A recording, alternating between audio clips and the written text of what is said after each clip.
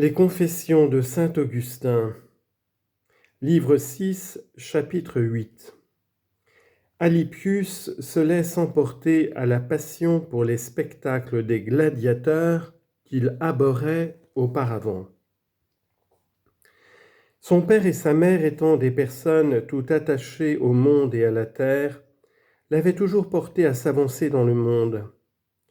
Et comme leurs paroles avaient fait impression sur son esprit, il était allé à Rome pour y apprendre le droit. Demeurant en cette ville, il devint passionné pour les combats des gladiateurs, et sa passion n'était pas moins extraordinaire dans sa cause et son origine que violente dans son excès.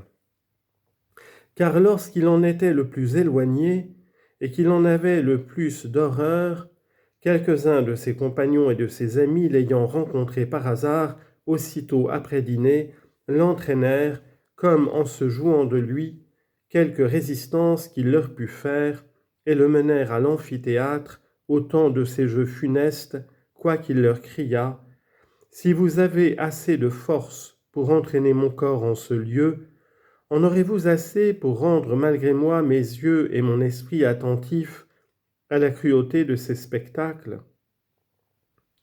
J'y assisterai donc sans y être et sans y rien voir, et ainsi je triompherai d'eux et de vous. » Et ils ne laissèrent pas néanmoins de l'emmener avec eux, voulant peut-être éprouver s'il aurait assez de pouvoir sur lui pour faire ce qu'il disait.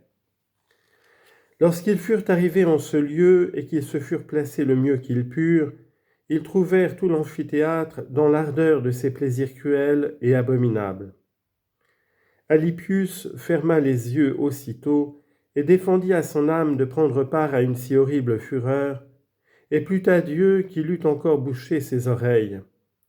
Car les sentant frappés avec violence par un grand cri que fit tout le peuple, dans un accident extraordinaire qui arriva en ces combats, il se laissa emporter à la curiosité, et s'imaginant qu'il serait toujours au-dessus de tout ce qu'il pourrait voir, et qu'il le mépriserait après l'avoir vu, il ouvrit les yeux, et fut frappé aussitôt d'une plus grande plaie dans l'âme que le gladiateur ne l'avait été dans le corps.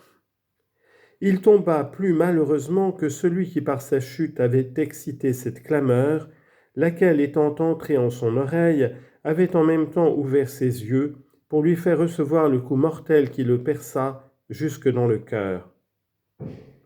Car la fermeté qu'il avait témoignée était plutôt une audace qu'une véritable force, parce qu'elle était présomptueuse, et qu'au lieu de s'appuyer sur vous, mon Dieu, qui rendez forts les plus faibles, il ne s'appuyait que sur lui-même, qui n'était que fragilité et que faiblesse.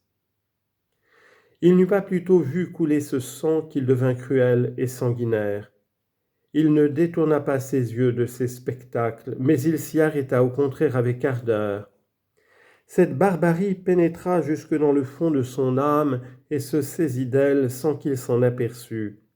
Il goûta cette fureur avec avidité comme un breuvage délicieux.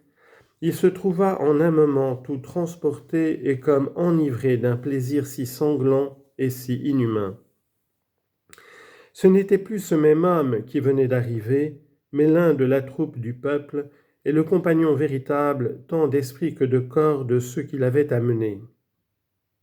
Que dirais-je davantage ? Il devint spectateur comme les autres. Il jeta des cris comme les autres. Il s'anima de chaleur comme les autres, et il remporta de ce lieu une passion d'y retourner encore plus violente que celle de tous les autres, n'y retournant pas seulement avec ceux qui l'y avaient entraîné la première fois, mais y entraînant lui-même tous ceux qu'il pouvait.